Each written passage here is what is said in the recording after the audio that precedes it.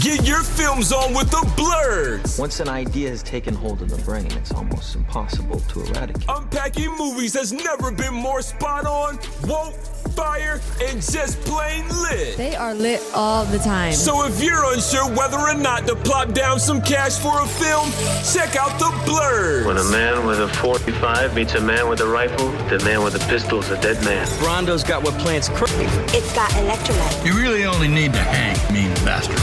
But mean bastards, you need to hang. Don't say you weren't warned. Ridiculous. Here's Brandon and Jeff. Hello and welcome to a very, very special episode of the Film Blurs. I'm Jeff Stewart, a.k.a. Uncle Jeffrey, a.k.a. J. Otis Dynamite, a.k.a. Petty Ruxpin, Black Giovanna Ribisi, Chocolate Tarantino, and Ebony Spielberg. I'll save the real AKAs for our main show. And I'm joined here as always by my friend and co-host. What's up? I'm Brandon Norwood, aka Hero Protagonist, listening to Travis Scott moving backwards in time, saving battered wives and their children, aka the true father of Joe, Kanye, and Drake's kids. The fucking child support checks is cashing, baby. AKA Poppy Chulo, still eating all your snacks and Jello and sticking my finger up in your girl's butt with Molly on the tip. How do you like that? AKA the Glizzy King. AKA Mr. Krusty.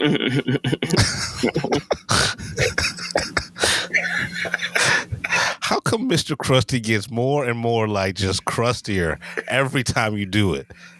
Like it's actually disturbing at this point. It's like, oh my god! Oh my god! Dream of it. I dream of it. I dream of the chafing.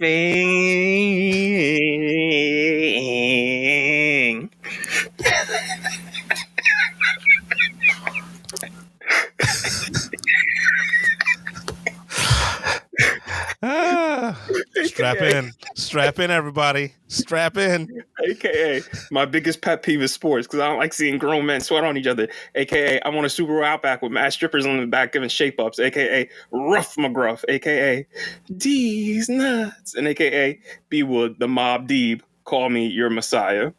All right, so we're here doing a special, real short episode on the home media release, the digital release of Alien Covenant. It dropped yesterday. The physical copies won't drop till December, which is kind of fucked up that's that big of a gap.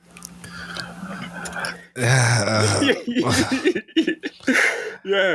Like, the shit's gonna be on Hulu before you can buy it on on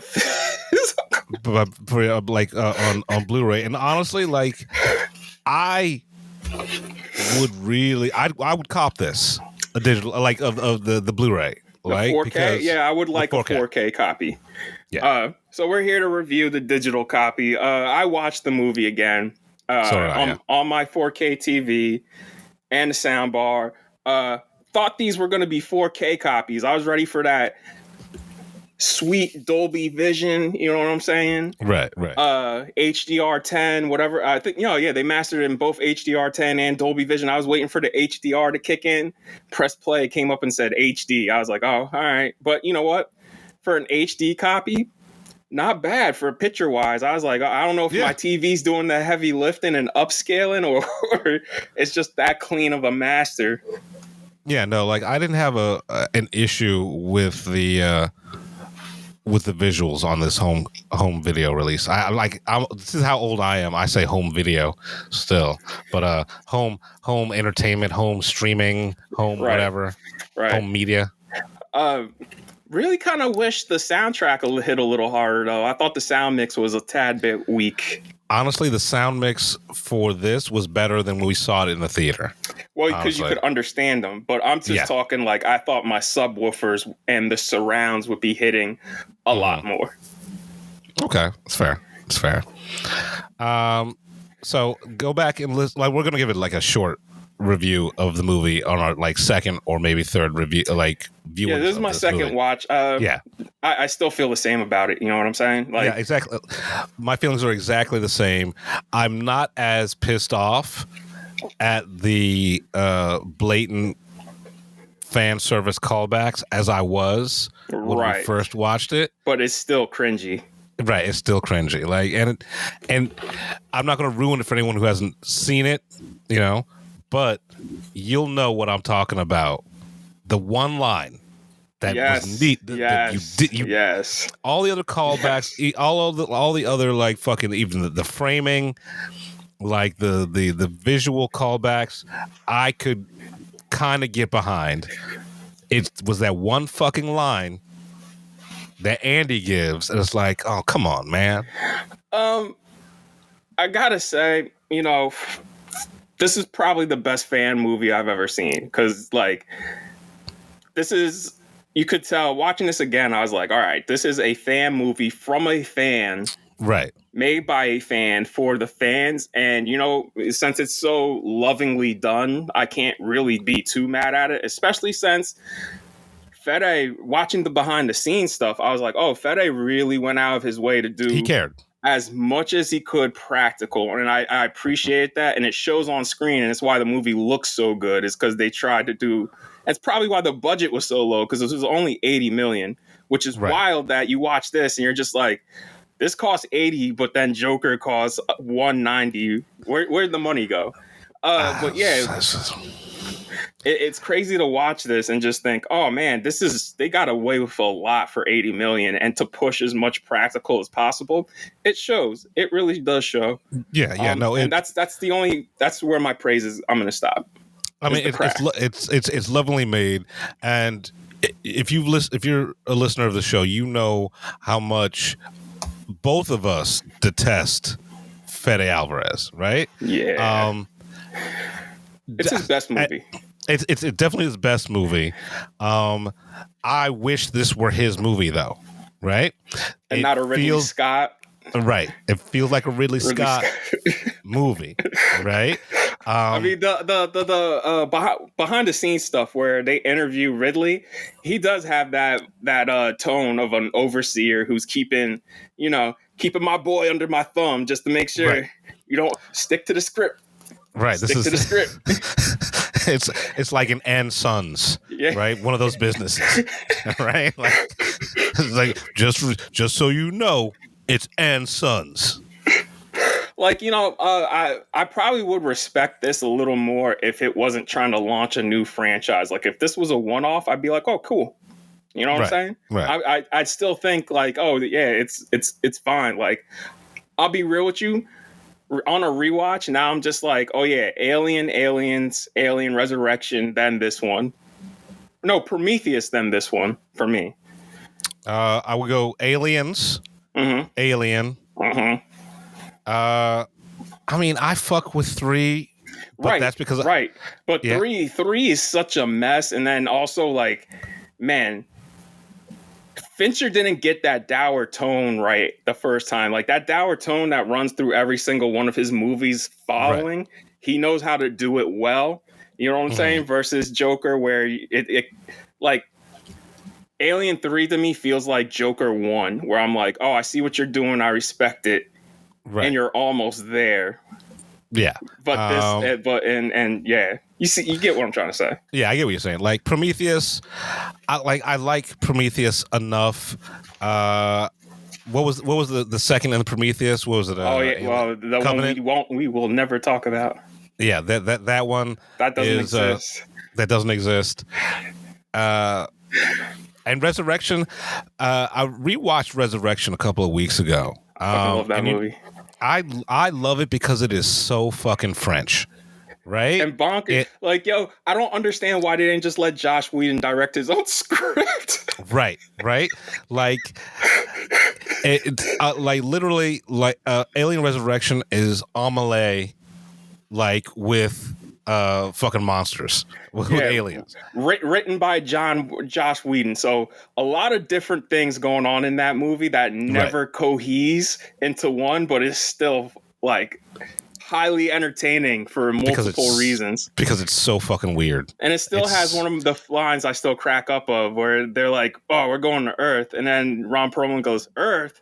What a shithole." the contempt he says that with is just hilarious every time. Earth? What a shithole. But yeah, no, this is definitely Fede's best movie. You could tell he cared. I just wish this was Fede's movie, right? I wanted to because maybe that's a good thing, bro. Maybe that's a good thing. I don't know, man. Like, because watching those behind the scenes, right, and him talking about it with Ridley and everything like that, he loves this fucking franchise, right? Well, as we all, right? You know, it's look. When in doubt, always put on Aliens, right? Like I can just put that on as like, you know what? I don't have to watch anything else. For you, it's Aliens. For me, it's Alien. Like you throw Alien on, I'm gonna sit down and watch it. Like, yo, right. Listen, it's look, even 3 inspired some of our best filmmakers. So it's like you can't say like this series sucks because it doesn't. It sucks up into the only one that out and out sucks is Covenant. Yeah, and like I saw a fan edit where someone put Covenant and Prometheus together, and they cut out all the bullshit. That fan cut actually really works. Is it? Does they still keep the fucking open ending of Covenant? I can't remember, but probably yeah. Yeah. See, yeah. I'm fucking tired of that shit. Right, like Covenant. It wasn't horrible, but it didn't feel like an Aliens film. But also, like it's at least better than those Requiem, like Alien versus Predator. Alien versus shits. Predator. Speaking of, Fede Alvarez says he wants to From Dusk Till Dawn, another one of those. So, Dan Trachtenberg would direct one part of the film, and he direct the other part. All right, as long can we go back to the original fucking script, the 40-year-old Alien versus Predator, where they're on the jungle planet? Yeah, man. Or have them on a colony, bro. Right? Yeah, have them on a colony. The Predators, they heard of the aliens fucking up this colony, and now there's a few human survivors left. They get caught up in this shit. That's all you got. Something like that. Yeah. And don't focus on them motherfuckers too much. Yeah. Anyway, yeah. The movie is it's fine, right? And like that's all I can David say. Johnson kills it. He's always great. Like everything he's in, and like the only listen, Cally Spaney and Isabella Merced, they're always great, and I think the rest of the cast is fine. It's just really David Johnson because he's the only character I really cared about. Yeah. He's the only character I really cared about. Yeah, well, I mean, that's that Fede Alvarez shit. Yeah, you only get maybe one or zero characters you care about. Don't Breathe, there was nobody. Evil Dead, it was the main chick. What Girl with the Dragon Tattoo? I'm not sure. Or not Girl with the Dragon Tattoo. Spider's Web. Yeah. Girl with Spider's Web. I don't know, because I didn't even seem like Lisbeth, honestly. Right. But yeah, like it's amazing how the most sympathetic character in this fucking movie is the android. This is the android. And talking about the callbacks, the fucking Rook character, right? You could have just been any other. You could have just had Lance Henderson in there. He's still alive. You could have did a 3D model of his face, and it would look more convincing. Because all you gotta do is one of those masks, put it on somebody, right, and then just have him dub it in. You know what I'm saying? Yeah, like Lance Henderson. It would have been a nice callback. Yeah. Bishop. Yeah, but isn't he Waylon too? Yeah, he's Waylon. Yeah. Okay. Yeah. So look.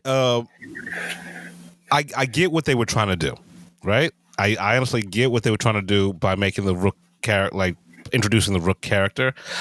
The CGI is so bad. Yes, though. It is. But Ash was evil, bro. You know what I'm saying? Ash was straight evil. And Rook, he starts off kind and benevolent before he moves into evil, where Ash was twitchy from the Right. jump. You know what I'm saying? Like everybody's kind of just like, yeah, we don't really know about you.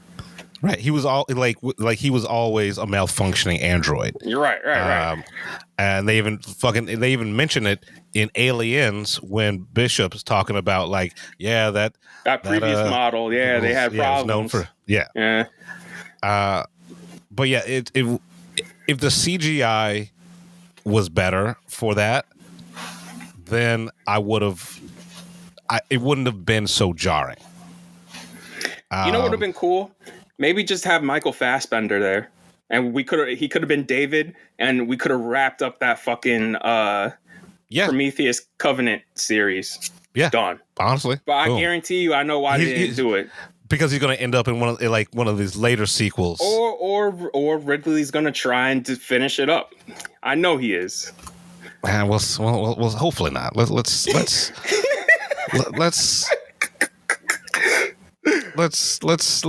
see what Noah Hawley has to do with the TV show.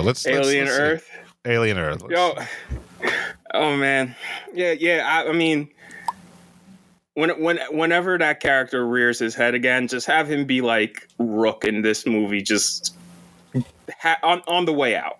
Right, like literally on the way out. Like exactly. And let's wrap that up. Let's wrap that shit up and wrap it up for 20 minutes. Give it 20 minutes. The deleted and alternate scenes, 11 minutes and didn't really add much. Like when you do deleted and alternate scenes, I'm expecting like significant material. So when you give me this, I'm just like, I don't really know how to talk about it because it's just certain beats of a scene and alternate versions of a scene, and it's just it doesn't really. There's nothing much to talk about.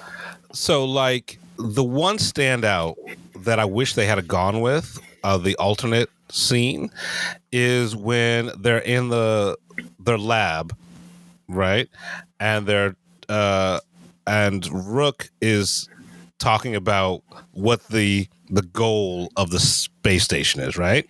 In the alternate, right, it is Rook talking through Andy, right? Mm-hmm. I kind of dug that. Like, I wish they had went with that to show that, like, the symbiotic relationship that Rook and Andy have. Well, because of the chip, right? Because of the chip, right?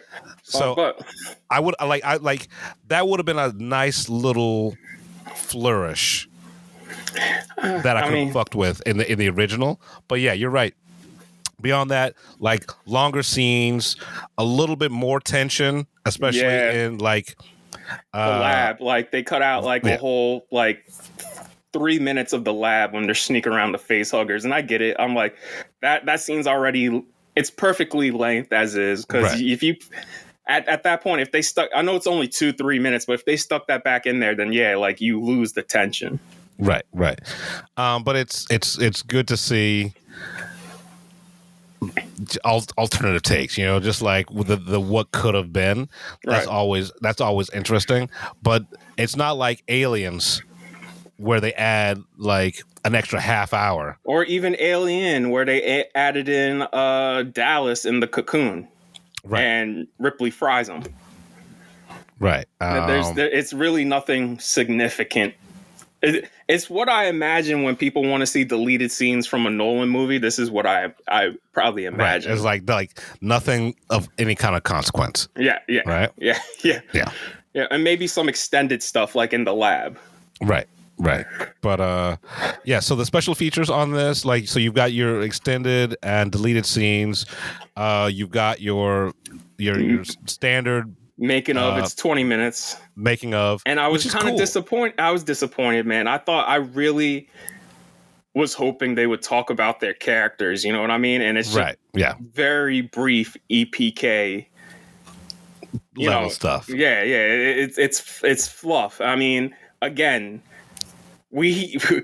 this time last year we got the Oppenheimer Blu-ray and extensive behind the scenes stuff that, you know, expands upon the movie in new ways. Like there's a whole documentary on the making of the movie. There's another documentary about all the shit that wasn't in the movie because this dude's life was that dramatic, and it brings much more context to a lot of what happens in the movie.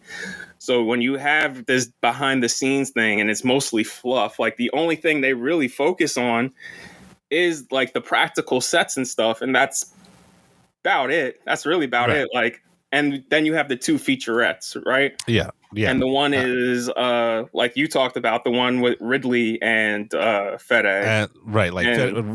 It's Fede interviewing Ridley Scott, and the other one is like just a xenomorph. It focuses on the xenomorph fight in the elevator. Right. So the Ridley Scott Fede Alvarez interview, it's absolutely fine. Right, except for I am mad that when they show clips from the OG Alien, right, they use a 4K transfer of that, and it's clean, pristine, and beautiful. Right. Yes. The thing is, you can't see that version streaming anywhere. Right. Like if you watch Alien, like on Hulu or like wherever it's playing now. It's like what we have now, what we got, a regular HD copy. Right. And it's like it's muddy and it's ugly and it's, the movie deserves a better transfer for like streaming. So I'm mad that I was able to see scenes from Alien in this little featurette better than I can watch the movie in any of these streaming platforms. I mean, that's par for the course, baby. Again, this is why I personally stick with the philosophy: streaming, physical media forever, because at any point these streaming movies could get pulled. Right. Also, it's not as compressed. You know what I mean? True Dolby Vision on disc, true Dolby Atmos on disc. I would love to hear the home Dolby Atmos track in the future for this movie. Yeah. No, like, I mean, it is. I will give the movie is beautifully shot. The score and the sound design is great, except for like when they do the musical note callbacks from to Prometheus, Alien, right. Aliens. They used the Wagner song that was in Covenant in this at a certain point. Yeah. I was like, damn, I didn't even catch that the first time until the second time. I was like, wait a minute, that's the Richard Wagner track they used in Covenant. I was like, damn, we even got references to Alien Covenant in this motherfucker. So at a certain point, I'm like, yeah, this is a true fan film. You even have John references to Resurrection in this. You know? John Hurt's up on there too. Oh yeah, that's right. The screen, like that. Yeah. And I will give you this though. The production design is fantastic. They made it look like the 1970s version, right? Like that lo-fi tech bullshit, which I love. There's a reason why this movie's set in between 1 and 2, right? Mm-hmm. When people do that, it's usually because they're fans. Right. And they want to tell a movie within the canon and head lore. This is also why I think it's so reverential, because Fede clearly wanted this to be openly embraced by the fans. And good on you for doing that. Like, I'm not even mad at you. Like, yeah, look, I expected far less, honestly, than what we got. Me too. Because we are not fans of his work at all. Right. But this is definitely his best movie. Yeah. And like, nothing against him. I don't know him as a person. Watching these interviews with him is like, all right, like, I might like him as a person. I just have never seen anything that he's done that has impressed me. Yes. Yeah. And like that hasn't made me mad, because that remake of Evil Dead was garbage. Yeah. Don't Breathe was pretty bad. I don't want to get into the dragon tattoo debacle, because that whole, from top to bottom, the logic, I was like, just doesn't make sense. Like, the explanations given from Fede himself on the choices he made is just, to me, asinine. Yeah, even that Texas Chainsaw Massacre reboot, remake, whatever that he produced, that movie made me angry. It was so bad. Don't Breathe 2 wasn't good either. Yeah. So Fede Alvarez, you finally got one in the books that we appreciate. I just want to know, what was it about Fede Alvarez over everybody else? Neil Blomkamp, right? James Cameron also being a producer on Neil Blomkamp's one, the one that Sigourney loves so much that when Ridley's like, yeah, you can't make this, Sigourney's like, all right, well then fuck you, fuck this franchise, never again. Right? Like, so what was it that they saw in Fede Alvarez over Neil Blomkamp? Bro, right? I'm saying, man, my man's was gonna have not only Sigourney back, and she was excited for the first time in a long time to be back in this franchise, but also what's my man's name who played Hicks? Michael Ben. Like, even Michael Ben was gonna come back, and like everybody, James Cameron was excited about it. I was just like, and then instead of that, we got Covenant and we got this. Yeah, so it is what it is. But yeah, this is, if you're an Aliens fan, you'll appreciate this, depending on what kind of fan you are, right? Because like if you, it is the first two thrown into a blender, and then you sprinkle, and then the other films are sprinkles on top. Yeah, pretty much, right? And I'm not gonna ruin the fan service for you, but when you see, like, there's two types of fans for this movie, right, or for this franchise: the fans who see the obvious callbacks and was like, ugh. Right, and those who are like, oh man, that is so fucking cool, right? And I will judge you based on what kind of fan you are, how you react to those callbacks. Hey Disney, can y'all just do us a favor though? Next time, can we just get like 4K Blu-ray physical copies to review? Like, this is a good looking movie. I would like to see like a actual 4K. Copy, you know what I mean? Because I really did thought this was like a 4K digital copy. Yeah, no, not for free. They're not giving us the 4K for free. All right, but I'm gonna be real. This year has been so bad. This is actually one of the better movies. And that's why I cannot be mad at it, right? Like, and there have been some gems this year. Let's not get it twisted, right? Right. Because we saw a horror movie that I was just like, oh, this is the horror movie of the year, bro. Like, if you want to talk about a level up and something that's going to be studied. It's like going from Terminator to Terminator 2, where you're just like, oh, bro, this ain't even in the same league, bro. Right. Yeah, so there have been some gems sprinkled in, but for the most part, these big budget movies have been garbage for the most part. Yeah, except for like a handful of standouts, and this is one of those standouts. Yeah, and think about it. If this is how bad it speaks to the year, if this is one of the standouts, and me and Jeff are very lukewarm on this movie. Yeah, that tells you all you need to know about 2024 when it comes to movies. So we have a giveaway to give to y'all, and shout out to Disney and Disney Home Media and 20th Century Studios and 20th Century Studios Home Media. We have a digital copy to give away. What you need to do is you need to follow us on Instagram and Twitter. You'll get bonus entries if you follow us on Facebook, TikTok, and what's the other one? Threads. Yeah. Leave in order to enter. Right.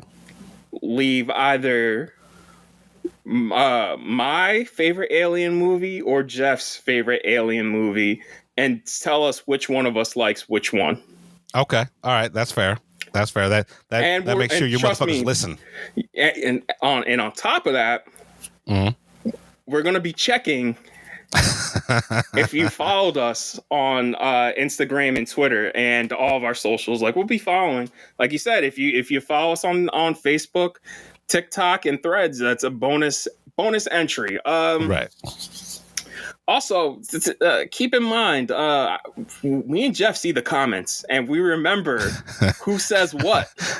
Yeah. So think about that on the last giveaway we did for the Dune digital code. And honestly, like, I don't even check the fucking comments on the YouTube page anymore, because you motherfuckers just want to get me angry. Oh, word! It's like that. Like, dude, we did we'll talk about it offline. All but right. like, fucking the Snyder Bros, they're everywhere. Well, no, you know what? I don't need to know. I'm gonna live in blissful ignorance. You know what I mean? Get off topic real quick. I just want to say, y'all got mad that James Gunn put Crypto in Superman. Y'all forgot Superman is a children's character. As much as I'm a grown man and I love Superman, but not to the point where I'm going to be openly angry about a children's character having another children's character in his movie.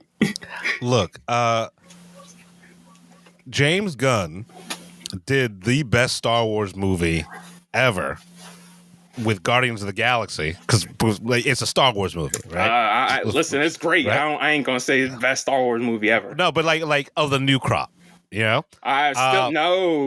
All right, but he had a talking fucking raccoon in that. Yeah, man, right? and a talking tree. So like, if he wants to put Crypto in there, I'm gonna let this motherfucker cook. That's what also these fans pointed out. They're like, oh, he's making it family friendly, like Guardians of the Galaxy, and I'm like, oh. Did you see Guardians of the Galaxy 3? Hey, I'm gonna be real with you. Some of the best movies this year have been children's entertainment because they cared. Honestly, so get over yourself. Y'all sound every time I hear these complaints and see this thing, I just think of the Joker, dude. Parasite was a great movie, but Joker was better. Parasite won Best Picture over Joker. That's all I think every time I see these complaints. I wonder what that motherfucker has to say about Joker too. I would be hiding. If that was me, I'd be in hiding. Right? Jeff, if we see him in real life, we should both point and be screaming out, "It's the Joker, motherfucker! It's that Joker, motherfucker! He's the one who's crying on YouTube." Oh shit! So yeah.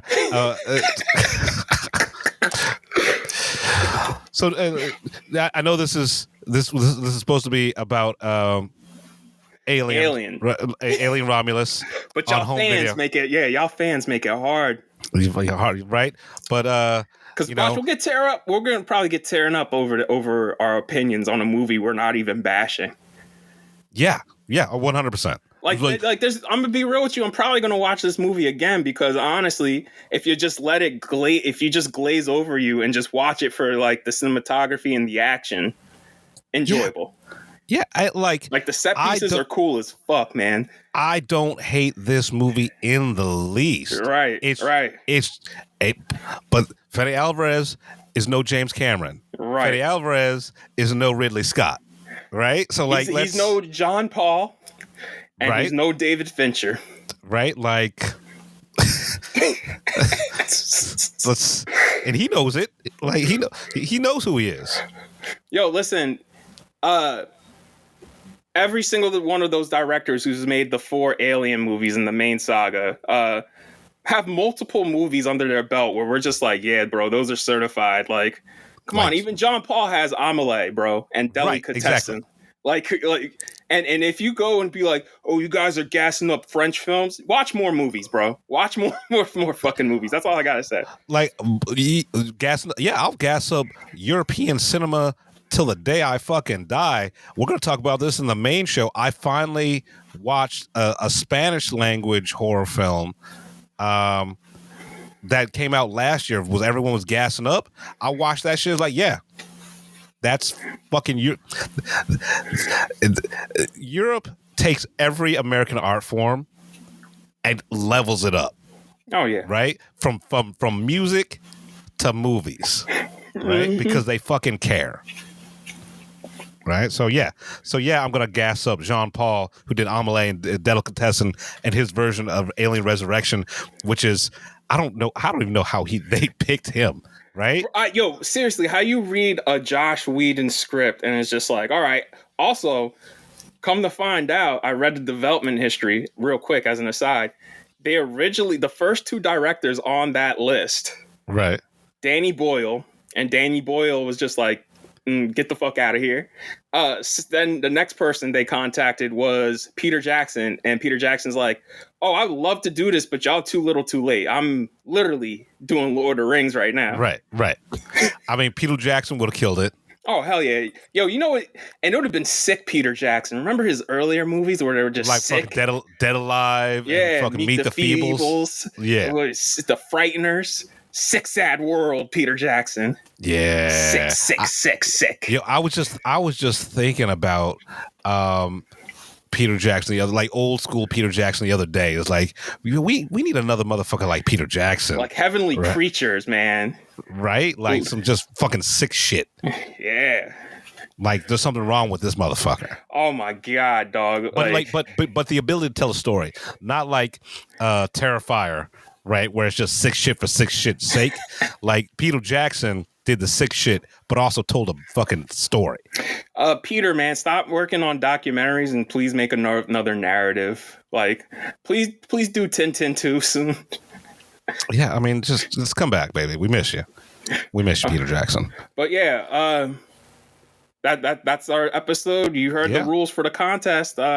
Alien Romulus. Still all right. Yes, still just absolutely fine.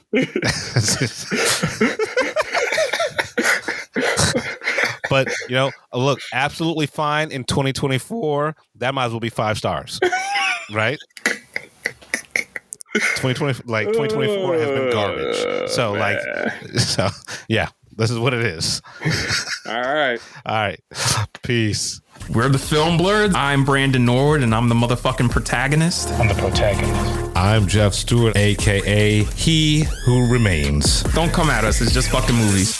You've been listening to the Film Blurs podcast. Man, I just love what you guys do, man. I never miss an episode. It's the best. It's my favorite podcast. Follow Jeff on IG on MindFireXL and Brandon on Twitter at BJN Tweets.